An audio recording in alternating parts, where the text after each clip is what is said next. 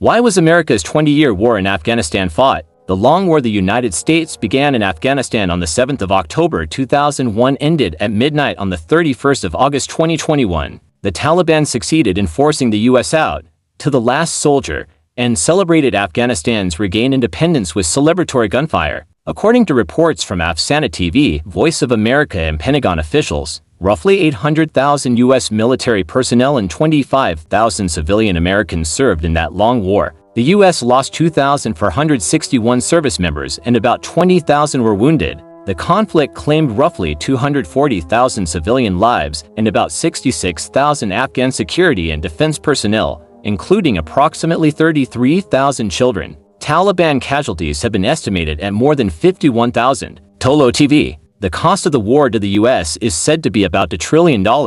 Had that money been spent on rebuilding Afghanistan instead of fighting, Afghanistan might have emerged much more developed, perhaps even like a modern city. But sadly the funds were spent on objectives that set the country back decades. Reasons the U.S. invaded Afghanistan. Mark Fendi-Pite wrote a notable article titled, "What is the Logic of the War on Terror?" published on Global Research on the 22nd of August 2021, and translated into Dari by Mr. Rasul Rahim. That article lays out the reasons for the U.S. attack on Afghanistan clearly. Excerpts and summaries follow here. The war on terror began 20 years ago after the 11th of September attacks. The Pentagon, or U.S. Department of Defense, initiated the war against Al-Qaeda, its supporters, the Taliban. This was in many ways an odd turn of events, because Al-Qaeda was a construct of its own making, not created by someone else. As Hillary Clinton, the former U.S. Secretary of State, said, "Those we are fighting today are the same ones we helped create 20 years ago." It appears Afghanistan was only the beginning.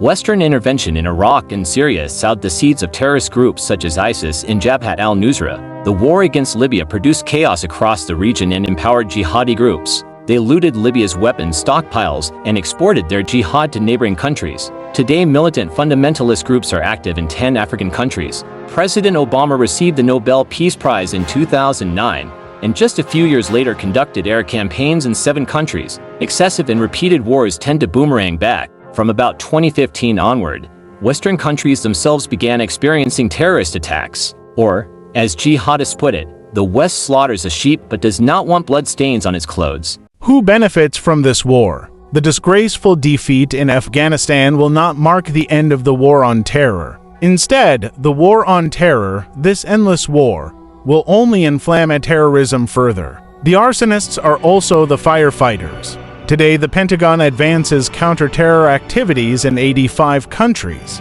That keeps the military-industrial complex running at full speed and generates enormous profits for defense contractors. The price in resources and human life is staggering. In the post-9/11 violence, more than 800,000 people have died, nearly half of them civilians. So far, about 37 million people have been displaced as a result of the war on terror. At the same time, the total cost of U.S. wars after 9/11 is estimated at some $6.4 trillion, roughly $320 billion per year on average. Many times the United Nations estimated global oil and minerals. Two main reasons are cited for the U.S. invasion of Afghanistan. The first was oil, specifically the construction of a major pipeline from the Caspian Sea, the Sea of Azov-Caspian region across Afghanistan to Pakistan. Both Afghanistan's first post-2001 President Karzai and the new U.S. ambassador to Afghanistan Zalmay Khalilzad had ties to Unocal, a large American oil company that planned a pipeline route through Afghanistan. The first foreign contract signed by the new Afghan president concerned a pipeline from Turkmenistan to a Pakistani port through Afghanistan. In 2010, U.S. military and geological teams discovered that Afghanistan's subsoil contains precious mineral deposits worth an estimated $1,000 billion. These include iron, copper, and gold, but more importantly, rare earth elements. Afghanistan may host one of the world's largest lithium reserves. Lithium is a critical, scarce component of rechargeable batteries and other technologies needed to avert climate crises.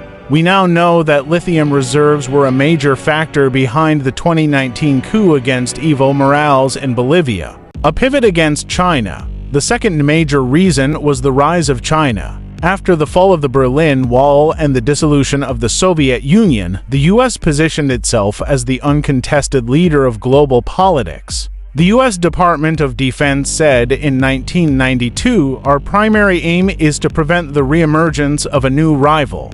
30 years later, China had become the main rival to be contained. Afghanistan figured into that story. It lies near the New Silk Road and borders China's Xinjiang province, home to Uyghurs. Lawrence Wilkerson, Colin Powell's former chief of staff, bluntly revealed the real reasons for U.S. presence in Afghanistan in 2018. "We are in Afghanistan like we were in Germany after World War II.